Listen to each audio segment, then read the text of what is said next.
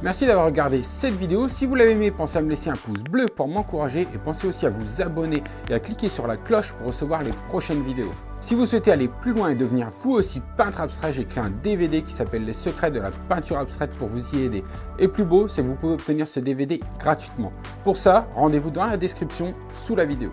Je vous dis à bientôt pour la prochaine vidéo.